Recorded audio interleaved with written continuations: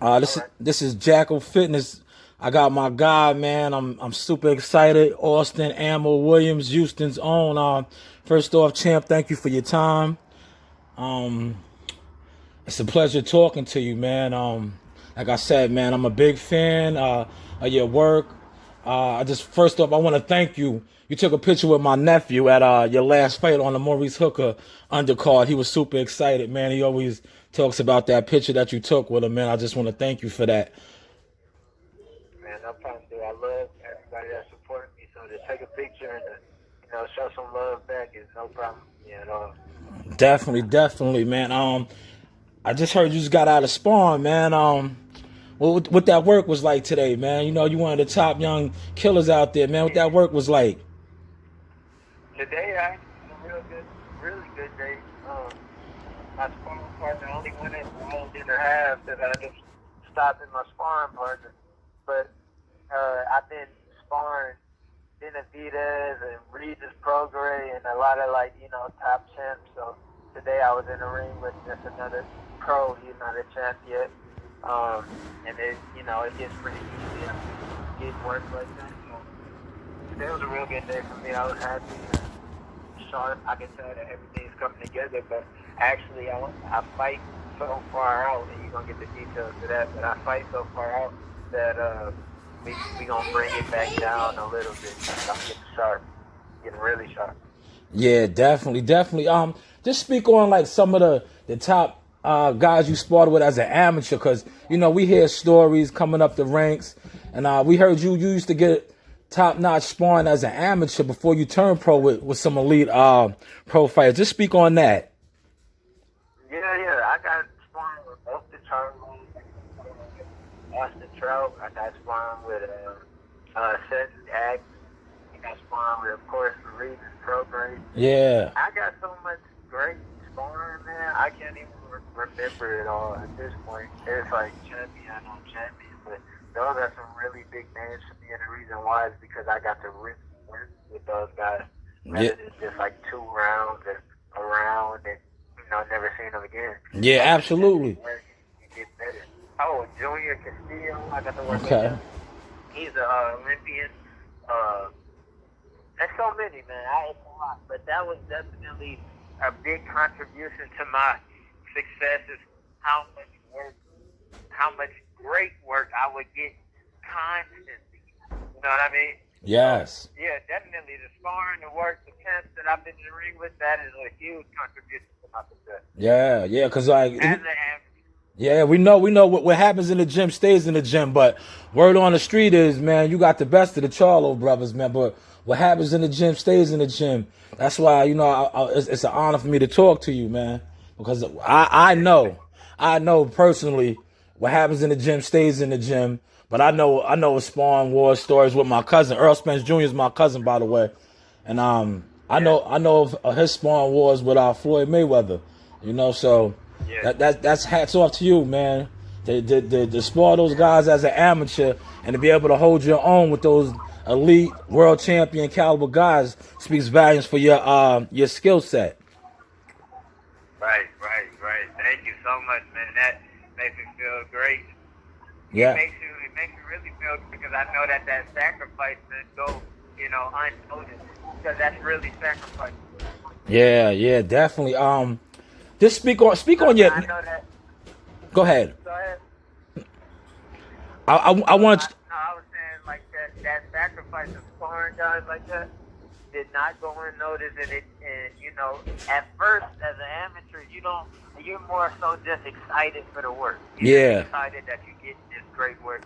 You're not really seeing that it's truly going to show up in your career. Yes. And not only that was another thing that gave me the confidence to go professional fast. Yeah. Because I knew, man, I'm keeping up with world champs, and not only that, but I'm sparring and I'm learning a professional style. It'd be a idiotic move for me. It'd be an idiotic move for me, to stay amateur and try to constantly conform to a style that I'm not learning. Yeah. And, Absolutely. being a knockout artist too, that also got me, people want to sign a knockout artist. Eddie Hearn was the sign. Bob Heron wanted to sign. Lou DiBella wanted to sign. Everybody wanted to sign because they know that you're gonna get fireworks on that fight. So I said, you know what, I'm gonna go ahead and capitalize on this style that I've been building up in the amateur, you know. Yeah. And that's why I'm happy about that. Yeah, yo, absolutely. Yeah, just speak on that too, man. While I got you on the phone, how you're with Matchroom, you got your 3 fights in, but it's like they're covering you all over. You had a fight in New York, you had a fight in LA, you had a fight in Texas. Just speak on the exposure that you're getting with Matchroom. Matchroom are doing, and they doing me so great. Words can't describe it, man. And sometimes I find myself even winning more and more and more, but I have to sit back and be like, man, I'm in an amazing situation. Yes. Matchroom is doing me great. They you know, they promote me even when it's not time for me to fight. Okay. Sometimes they throw me up on their stories. Sometimes Eddie Hearn will post me up, and it's not like my fight week or anything going on. So I know that they're really invested in, and that makes me work 10 times harder. You know what I mean? Because we all know how this sport is. It can be one way one day and change the next. But you know, I'm doing everything in my power to make sure I keep getting better. And I'm at a good spot, too, because I'm still, you know, somewhat new to the sport. It's a lot of the things that I'm not perfect at. You know, I got coaches, the White Pratchett, Bobby Benton. They teach me stuff, you know, and I'm able to implement new things. So it's just a real fun time for me. And, you know, the fact that I know that they're really invested in me, that makes me even go harder. You know, I know a lot of great fighters. I know a lot of great fighters who are not in a situation where, you know, people are invested in them. Yeah. And that kind of like kills their hunger for the sport. And it makes sense. If you're not fighting 4 or 5 months at a time, it's hard to keep that hunger up, you know? But when you know that somebody is pushing for you hard, you're going to go 10 times harder. Yeah, absolutely, absolutely. Just speak on the amount of work that you put in, you know, just to get to the level that you're at now, like as far as like in the amateurs, because you was winning some top amateur tournaments and the nationals, the Eastern qualifiers and all those. Just touch on that a little bit for the people that's not too familiar with your amateur background. Well, first off, I you know, had to take a sacrifice by going open early.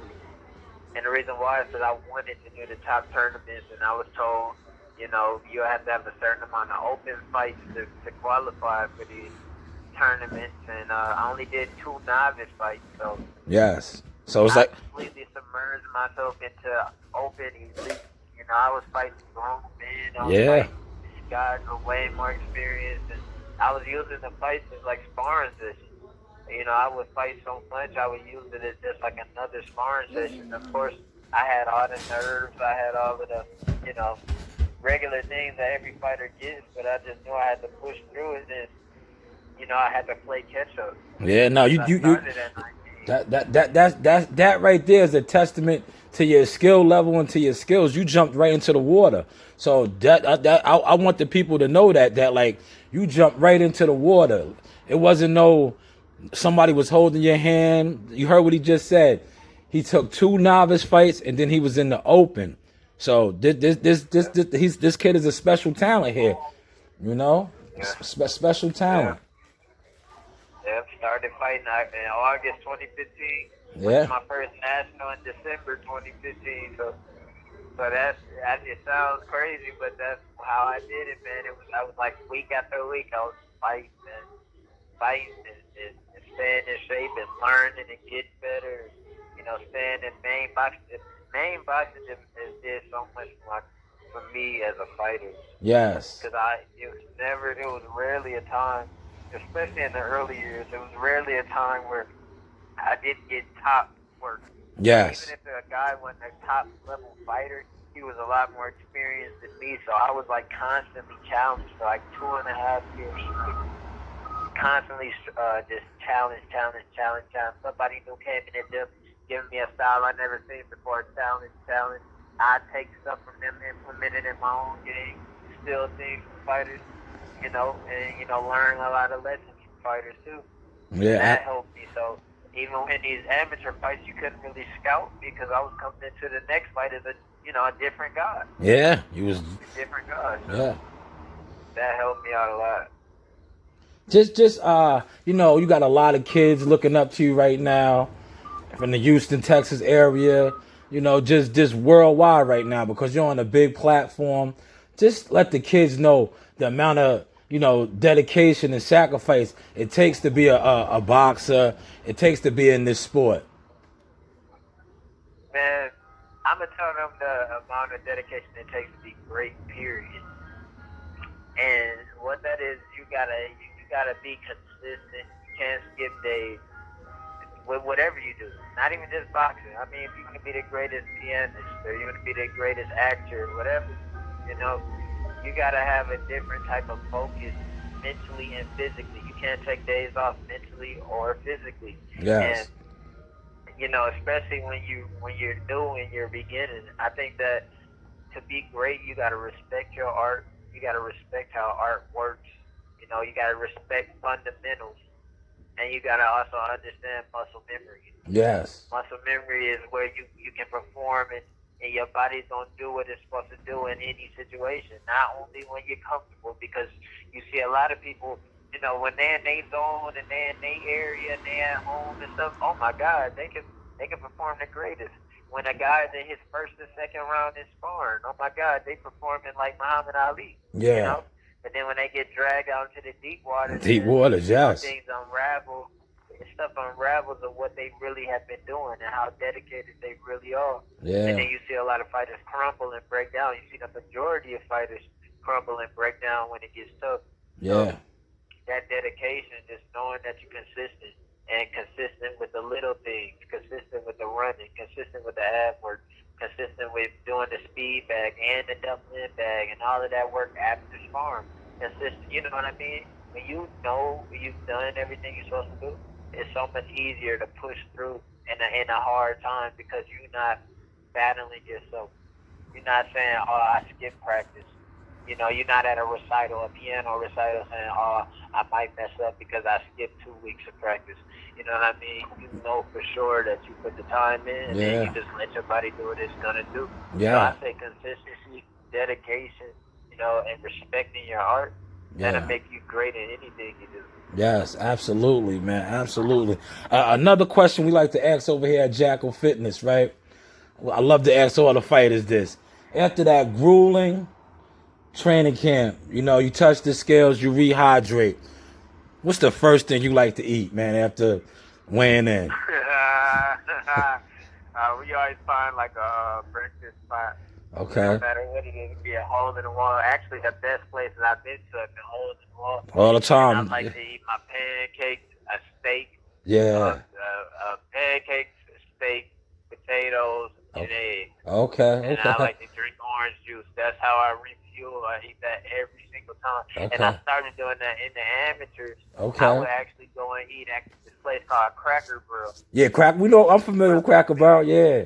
Yeah, you're Yeah. familiar with Cracker Barrel. I used Yeah. to go get that country boy breakfast. It Okay. was just so much food. It was Yeah, you ridiculous. get you But get I yeah, you go get the eat that. biscuit, you get the biscuit, you get the eggs, you get the pancake. Yeah, Yeah, you get everything you need. yeah, So that's that's when definitely a I big kind of boy made that breakfast. tradition. Yeah, Yeah, yeah. So definitely. that's the first thing I eat. And I drink plenty of water. Plenty Okay. of water. Plenty of water. But you Yeah. gotta sip it though. You can't go. But you know what? Honestly, I haven't even like dried out yet. Okay. So I'm not at that point. I never got to that point where I had to like sip and eat slow and stuff like that because I never shrunk my stomach down or anything like that. Yes. I've been pretty full. The lowest I got was 58. We gonna try to do 58 or 57 in this next fight. Okay. But I'm pretty comfortable, and I get out of weigh-ins. I'm good. I can eat like normal. I don't have to take it slow. I can drink like normal. I don't Yeah. have to take it slow. And that's just because I feel like in these early fights, I don't need to put my body through that. Yeah. Yeah. That. No, Through yeah. that Yeah. true. It's not enough money involved. It's not enough. It's only a 4 major fight. There's only one more, round in an amateur fight. It's still a high energy fight. It's Yeah. not like a paced fight, like an 8, 10, or 10, 12 yeah. round A fight. marathon type of It's fight. still a wolf. Yeah. Yeah. So I make sure I go into those fights and just ready to endure a quick little war. And it's been working for me, in these 3 fights. Okay. So Definitely, definitely. Uh we got you got the big fight coming up with Earl Spence and Sean Porter. You being a boxer, how do you see that fight playing out? What's your thoughts on that fight? me being a boxer, I think Earl is gonna win. Okay. I think it's gonna be a decision.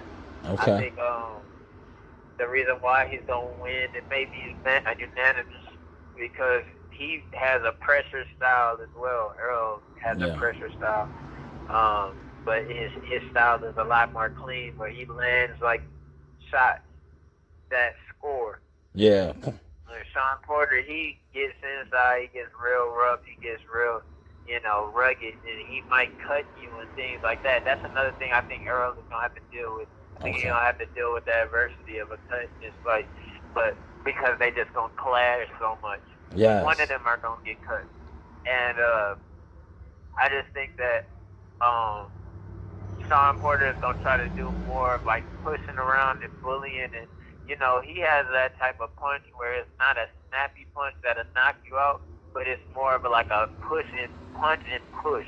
Yes. It's like he's showing that he's hitting you. He's trying to move you around. You know, um, he's not turning his punches over completely, and that's why he doesn't just sleep God. Yeah. It's more of just a rugged, nasty fight, and I think that that's gonna be the difference. I think he's gonna be able to sustain. I think he's very strong, and I know he'll be able to sustain that pressure because of what he did with Keith Thurman. But I just feel like he's gonna get hit. He's gonna take a lot of punishment. Sean Porter's gonna take a lot of punishment over those 12 rounds, and he's definitely gonna lose. And I think he also may. I think Spence may land a couple knockdowns. I think, or like one knockdown off the like unbalanced, him being unbalanced or something like that. And I Okay. think that'll make the scorecard, the margin a little bit bigger. How Spence wins, but I know for sure. Now, my opinion is Spence is gonna go the distance with him, but he's gonna win unanimously. Okay. Okay. That was a great assessment. Very good, clean assessment. Very clean and good assessment. One final question before I let you go, man. I know you're a busy man. I know you want to relax after sparring and having doing your thing. Yeah, yeah. When you're done with your fight, after your fight is over, how long do you take off, or do you get right back into the ring, or get right back into the gym and start We preparing again?